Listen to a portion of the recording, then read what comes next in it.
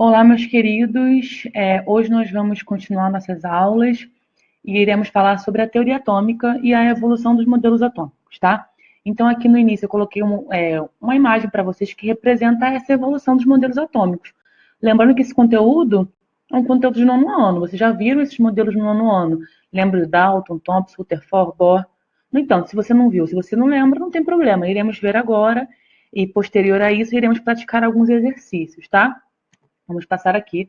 Então, como é que começa essa discussão dos modelos atômicos? Realmente, o primeiro modelo atômico foi construído do nada ou vinha alguma coisa antes desse modelo atômico? Então, na verdade, Demócrito e Leucipo, em 450 anos antes de Cristo, já começaram a discutir sobre isso. Demócrito, ele acreditava que a matéria ela era constituída por infinitas partículas pequenas. E essas partículas eram indivisíveis. A teoria de Demócrito era apenas uma hipótese, ele não comprovou isso de forma alguma. Então, aqui nas imagens, o que eu trouxe para vocês? Eu trouxe uma pergunta, né? Como será que vamos dividir o átomo? Na verdade, o que era o átomo? A proposta do átomo é que ele era uma partícula não divisível. É óbvio que naquela época eles não usavam o termo partícula, mas hoje nós já sabemos que o que eles queriam dizer é que o átomo era uma partícula não divisível. Já Aristóteles, ele reformulou essa ideia de Demócrito. Ele acreditava que as partículas, elas eram finitas e elas eram formadas a partir de 4 matérias: o ar, o fogo, a água e a terra. Então, chegamos ao fim dessa primeira ideia. Então, qual era a primeira ideia de Demócrito, Leucipo e Aristóteles que reforçou essa ideia desses dois filósofos? O átomo ele era não divisível. Então, vindo mais para frente, a gente entra aqui na teoria de John Dalton. John Dalton, ele embasou a sua ideia em 1803 e ele dizia o seguinte: toda matéria é constituída por átomos. Esses átomos são indivisíveis e indestrutíveis. Será que é verdade? Os átomos são indivisíveis? Então, se eu pegar um átomo, cortar um átomo no meio, eu não tenho mais nada dentro do átomo? Você saberia me responder? Com certeza sim. Afinal, você já ouviu falar em fusão nuclear. Ué, o que é a fusão nuclear? É a quebra do núcleo. Então, o núcleo está dentro do átomo. Então, o átomo é divisível porque já tem núcleo. A quebra do núcleo, e você pode fazer o que a partir da fusão nuclear? Uma bomba nuclear. Você já ouviu falar nisso em algum momento da sua vida, né? Além disso, Dalton propôs que todos os átomos de um determinado elemento são idênticos e eles têm as mesmas propriedades. Então, todos os átomos de um determinado elemento são idênticos? Você sabe? Você já viu o Breaking Bad? No Breaking Bad, eles trazem a ideia do fósforo branco, que é um fósforo altamente explosivo. É o mesmo fósforo que tem na sua casa quando você risca o fósforo vermelho? Não. Ó, eles são elementos iguais, são fósforos iguais, mas eles não têm a mesma propriedade. Então, essa segunda teoria essa segunda ideia de Dalton também estava errada. Os átomos são divisíveis, você já sabe, você já sabia, e vendo Breaking Bad, você observou que nem todos os átomos do mesmo elemento têm as mesmas propriedades. Um outro postulado de Dalton foi: os compostos se formam pela combinação de duas ou mais espécies de átomos diferentes. Gente, o que são os compostos? São as substâncias, já estudamos isso. Então, quando você junta dois ou mais átomos iguais ou diferentes, você forma diferentes substâncias, tá certo? Correto, perfeito. E o último aqui, ó, os átomos não se transformam em outros átomos por meio de reações. É verdade? Você pode, a partir de um carbono, se transformar em um outro átomo? E aí, o que você acha? Será? Esse conteúdo vai ser estudado um pouquinho mais à frente, tá? Então, Dalton, ele formulou um modelo, que é chamado de modelo atômico de Dalton. Vou passar aqui. Então, o modelo atômico de Dalton é conhecido como bola de bilhar. Não se esqueçam desse nome, tá? É como se fosse um apelido desse modelo.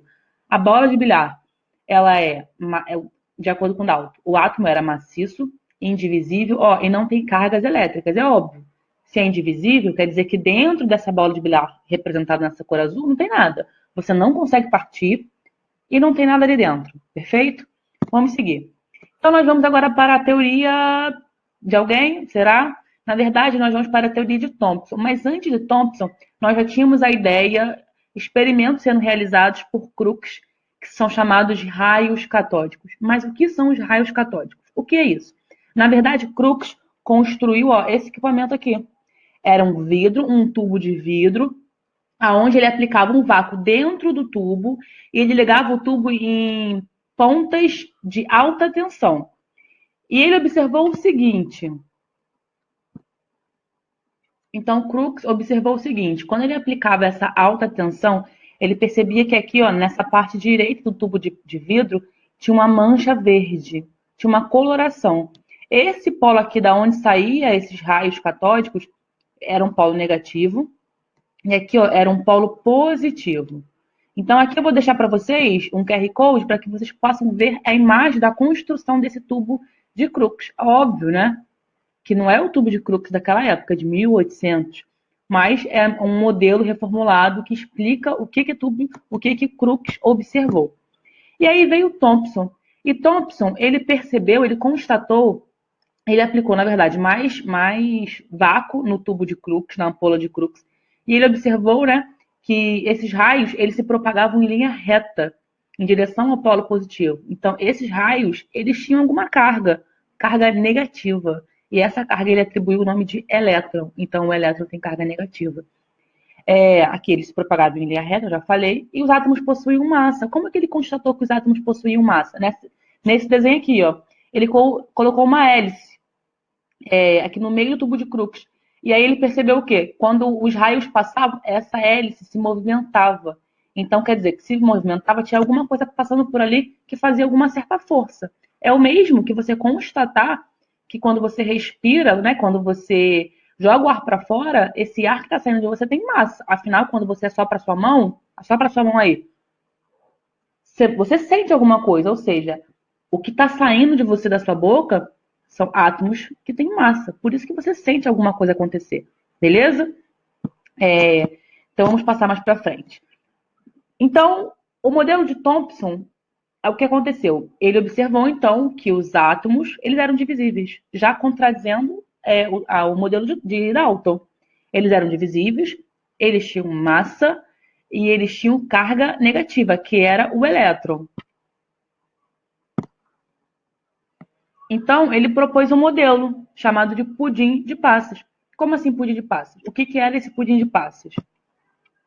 Então, o que era esse pudim de passas? Esse pudim de passas era, na verdade, o átomo, né, com cargas negativas e cargas positivas incrustadas ali, mas era tudo desorganizado. Ele não sabia se o átomo tinha um centro ou se tinha uma ponta. Ele não organizou o átomo. Ele só sabia que tinha cargas positivas e negativas ali no átomo. Então, eram negativas incrustadas numa carga positiva. E aí, mais em diante, nós temos Ernst Rutherford, em 1911. Ó, observem que aqui em cima eu estou botando para vocês uma linha do tempo, tá? Aqui é antes de Cristo, Dalton, Thomson, Rutherford. O que Rutherford fez? Rutherford, ele bombardeou uma lâmina de ouro. Aqui está a lâmina de ouro. Ele bombardeou com partículas alfa. Que partículas alfa são essas? Essas partículas, elas eram emitidas do átomo de chumbo. Chumbo é um átomo radioativo, assim como o urânio. As bombas nucleares podem ser feitas de urânio, tá? As bombas de Hiroshima e Nagasaki, enfim. Nessa época já se sabia que alguns átomos, são radioativos. E quem descobriu isso? A família Curie. Tem até a Marie Curie, não sei se você já ouviu falar. Ela foi a primeira mulher a ganhar o Prêmio Nobel de Química, a partir da descoberta da radioatividade, tá ok? Então, ó, já se sabia que essas partículas alfa, elas tinham carga, tá? Carga positiva. Então, Rutherford, ele incidiu sobre essa lâmina de ouro partículas com cargas positivas e ele observou o seguinte: uma parte das partículas atravessava direto sem sofrer nenhum desvio. Aqui, ó. Uma parte sofria um desvio e uma parte das partículas voltava. Aqui está melhor o desenho, ó. Uma parte voltava. Essa parte que voltava é porque, na verdade, batia em alguma coisa que repelia essa carga, esse raio. A parte que passava direto, ó, a parte que passava direto aqui, ó, é porque passava no espaço vazio, não acontecia nada. E a parte que sofria um desvio é porque ela se aproximava de alguma carga e rebatia. Então, olha os seguintes postulados de Rutherford. Apenas poucas partículas sofriam desvio. A maioria atravessava a lâmina de ouro sem sofrer nenhum desvio. Vamos seguir? Então, ó, as que sofriam desvio é porque elas se aproximavam do núcleo, que tem carga positiva, né? A gente sabe que cargas iguais se repelem, ó. A partícula alfa tem carga positiva, o núcleo tem carga positiva. Então, se aproximava de um núcleo, ó, na verdade, nessa época nem se tinha o nome, a denominação núcleo, tá? Então, ele observou que as partículas positivas do átomo estavam no núcleo. Então, ó, num núcleo separado do resto do átomo. Então, não era tudo uma bagunça, como disse Thomson. Então, as partículas positivas se aproximavam do núcleo e sofriam desvio. A grande maioria passava direto, não se aproximava do núcleo, porque o átomo, na verdade, ele é uma partícula, o átomo total, né? Ele é muito maior do que o núcleo. É como se você comparasse o estágio do Morumbi é o átomo. E o núcleo é uma azeitona ali no estágio. Essa é a dimensão. O núcleo proporcionalmente para o átomo. Uma azeitona para o estágio do Morumbi. E ele chamou, então, essa parte onde não tem nada de eletrosfera, que é justamente onde ficam os elétrons. Elétrons, cargas negativas na eletrosfera. O núcleo, que é o meio, né, nosso exemplo do caroço de azeitona, é onde ficam as cargas positivas. Vamos passar? E o modelo proposto foi o sistema solar. Ó, os átomos são constituídos por uma região chamada núcleo, composto por partículas de carga positiva, chamada prótons. Então, o que fica dentro do núcleo são os prótons, cargas positivas.